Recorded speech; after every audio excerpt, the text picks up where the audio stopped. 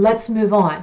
Now this next one, some people are like, get a little offended. They're like, wow, that's strong language. That's a little strong. But let me tell you what I mean by it, okay? First, let me write it down, then you'll understand. It's release the hostage. What? Release the hostage? Heidi, I'm not taking hostages. What the hell are you talking about? Well, let me tell you how I did it. I met a guy who on paper looked absolutely amazing. Physically, he was everything that I ever wanted. I had a height requirement back in those days. You know, he had his own business. He was like, drove the car of my dreams. This man was like, you know, the holy grail of the ungettable gets. He looked like Mr. Big on Sex and the City and acted like him too. Like he was non-committal. But I had my idea of what I thought that he should be and who he should be. And instead of letting him be who he was, I projected all of my fantasy onto the movie screen of him and said, no, now you need to be who I need you to be and play the role I expect you to play for me. And I committed not to the relationship, I committed to the fantasy of the idea of the relationship. I didn't want the love, I wanted the idea of what I thought that love could be.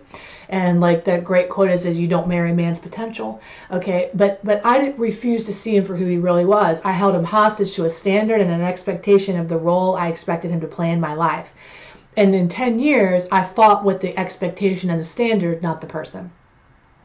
The day I decided to release was I'd spent all these years, and he was a man, he's a wonderful guy, and I'm still friends with him. He's a beautiful human being. It's just that in relationships, it doesn't work out for us so well. So it didn't work out for us so well. So with him, it was like, instead of seeing him for the human that he was, I was spent 10 years talking. He was non-committal. Okay, I was talking him into being with me. Did everything I could possibly do to like get him to marry me. That was the goal. Get him to propose, put a ring on it, then I'm going to live my happily ever after.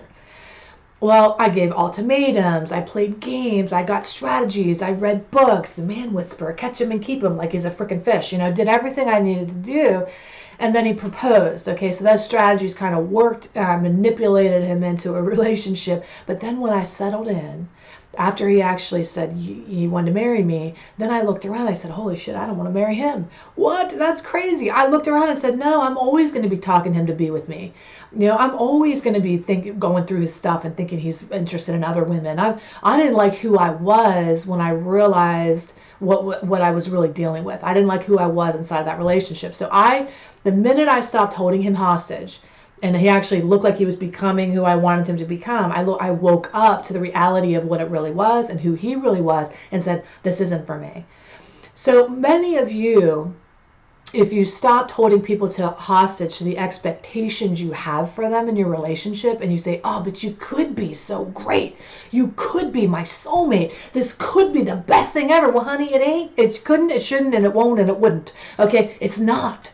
So let's release them. You don't have this husband that you think you have, or this wife, or this lover. You have a freaking Tom. All right, you got a Simon, and that's who he is.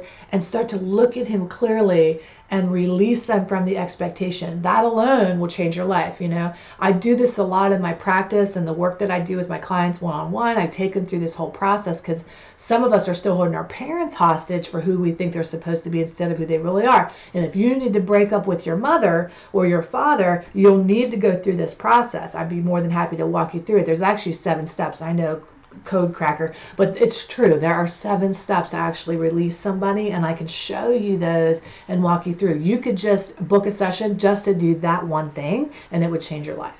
So let's release people on to be who they're supposed to be, and stop expecting them to be who you need them to be. You be who you need to be, and let them be who they are. Okay?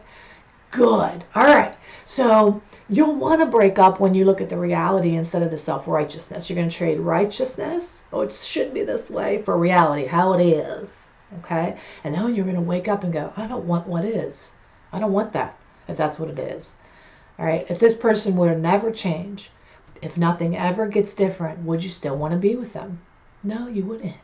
Okay? So let's break up.